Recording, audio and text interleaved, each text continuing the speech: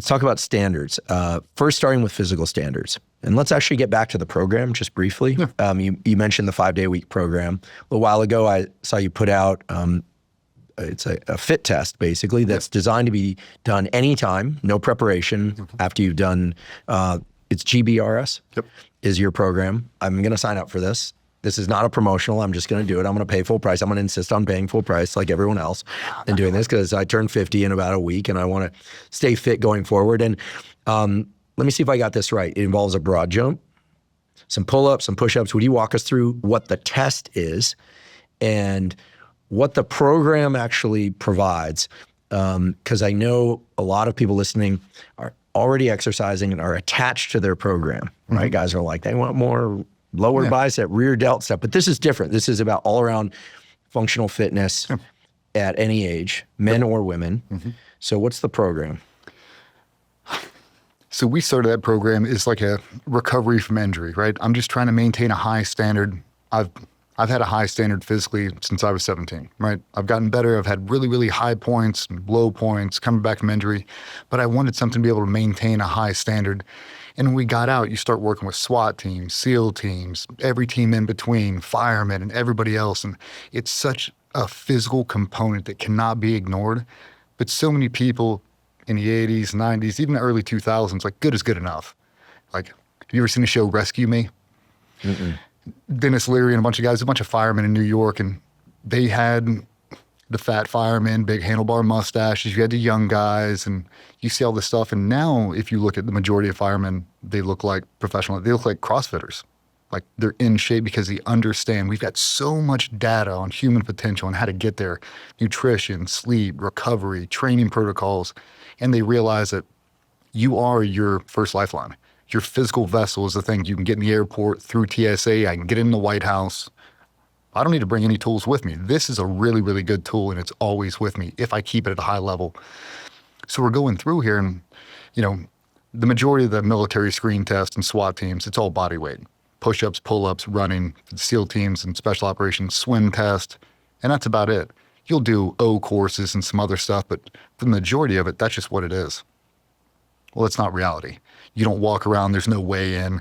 You don't walk in a pair of board shorts and weigh in. I mean, you're wearing body armor, helmets, pano, night vision. It's a lot of heavy stuff you have to carry, so you're always under an extreme load. But the physical standard was so high as a tier 1 level. I mean, the entire force is, but you have to maintain such a high level because everybody else is around you. So when I'm looking at all these guys, SWAT team guys, I'm like, if you had a physical standard every SWAT team in the country held, if the lowest dude on team could pass this test, the top guys are at the super elite level. You're so well-rounded, you can solve anything physically. And that's one of the big things in the military. You never want to have to say no. Can you 25 guys get up over this mountain and assault that target by 04 in the morning? If it can be done physically, we can do it, no matter what. We'll find a way. Move heaven and earth, we'll get it done. It's really, really hard to make a good decision on the backside when you are so physically taxed, because no decision you're ever going to make is without being under extreme duress. If we elevate the physical standard, we can make better mental. I mean, we can make better decisions through mental clarity when we're not just sucking wind. Also true very much so in civilian life, right? Everywhere, like EMTs, business, entrepreneurship, school teachers, everybody, right? If you're not physically labored, you can make better decisions. So that's the whole goal. I don't care if you're a 45-year-old fireman that has an extra 35 pounds of weight on you, or if you're a 19-year-old kid who's in their prime. If you have to run up 10 flights of stairs carrying that hose, when you get to the top, execute a good decision. The guy whose heart rate isn't at 180 is going to make a better decision. They just are. And we all know it. So let's set a standard that, I don't care if it's Wednesday, if it's 2 o'clock in the morning on a Saturday, if you spring out of bed and take this test, you should be able to pass it no matter what. Now, what level are we trying to adhere? As high as humanly possible. If I hit the elite standard right now, in 3 weeks, I should hit the elite again. If I start to taper off, why? Lack of sleep, poor nutrition, just really crazy op tempo. I'm in the red the whole time. Okay, maybe I need to take a couple of days off, get back on my training plan to maintain that high level. But we do a broad jump. So power output on the floor in a dynamic fashion, landing, proprioception.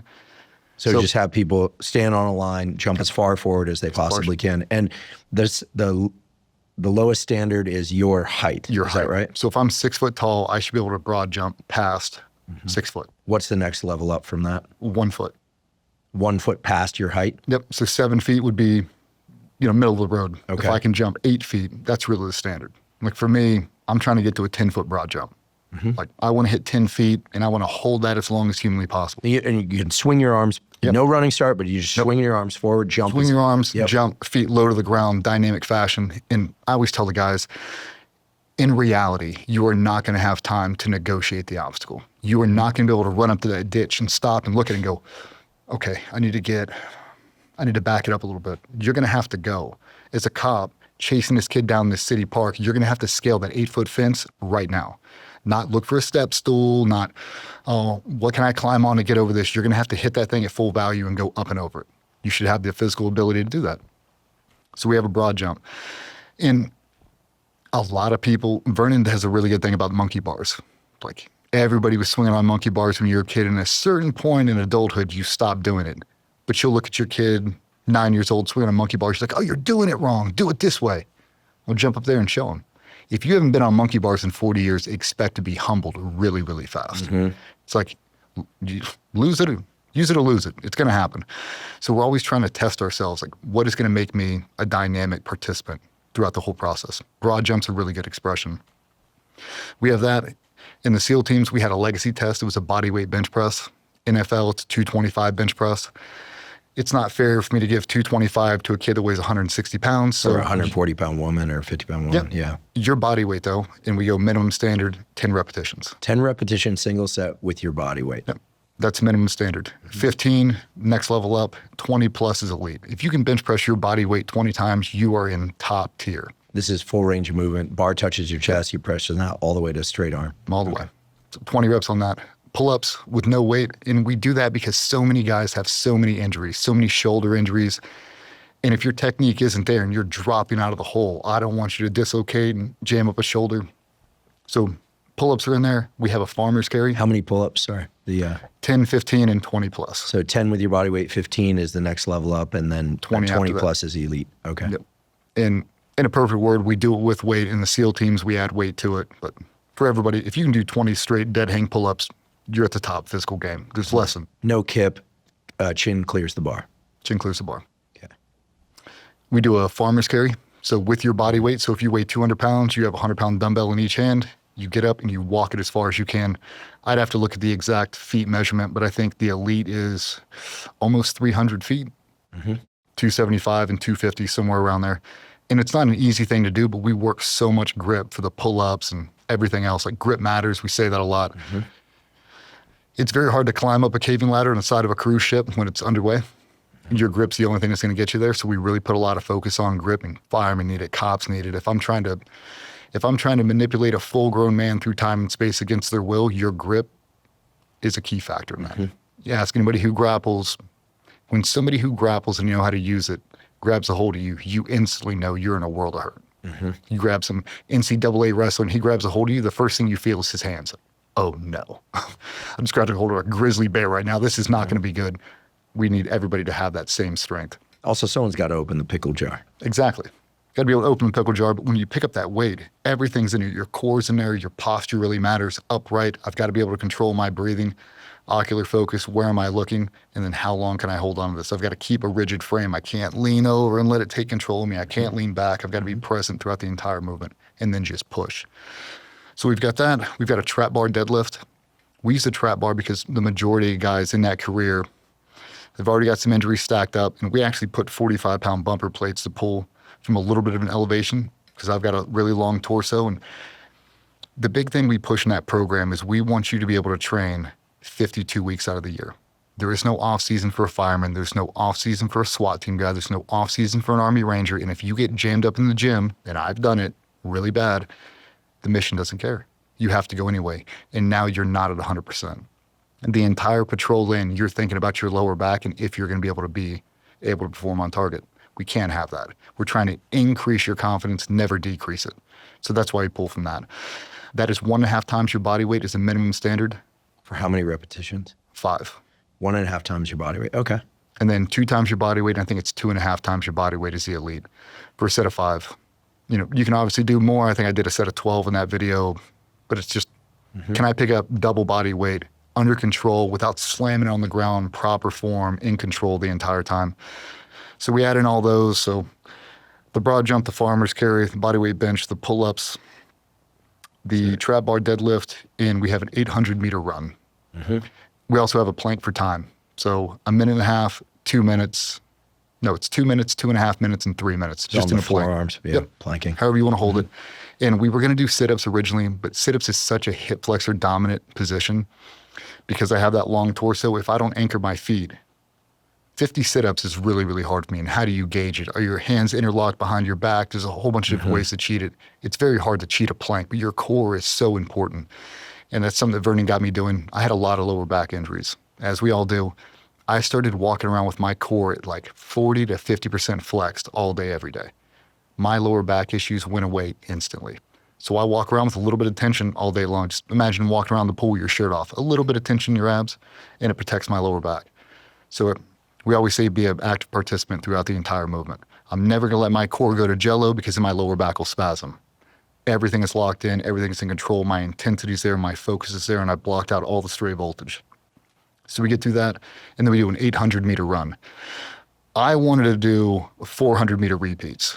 Do a 400, stop. As long as it took you to run, execute another one in the same amount of time. Well, the SWAT team, they have an 800-meter run. We're like, well, since you already do it, I don't need a guy that can run a marathon. I need a guy that can throw a 200-pound guy over his shoulders, run him up 10 flights of stairs, and make a good decision.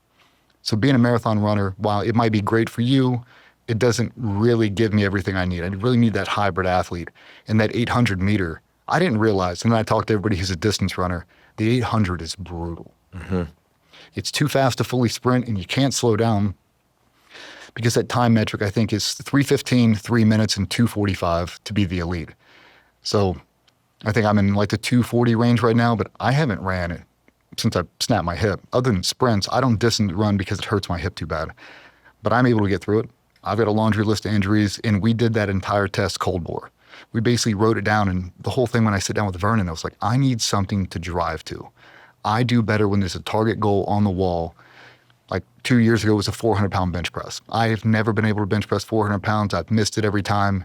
My shoulders were all blown out. And I was like, with all the injuries, I want to press 400 pounds one time before I hang it up forever. We trained the entire year, hit 407, re-racked it. Now what? I need to hold a high standard. What is it? Well, if I was on a SEAL team or a SWAT team and every dude could pass that test, we have a physical dynasty because not everyone can. But it gives you something. You look at me and it's like, I've got a laundry list of injuries, dude. I'm on the wrong side of 40 right now. I've never taken my foot off the gas, and neither should you. You're 22 years old. You should be running circles around me. And if you're not, just because you don't care enough. Like no one has slapped you, and that's the whole concept of be a pro. Everything I'm doing is putting me in position to be the best version of myself because the team deserves it. Everything I do, everything I say, everything I represent should be putting the group in a better position. And for us, because it's such a dangerous job, your physical readiness, it can't be ignored. That is the one thing that everyone should be able to count on.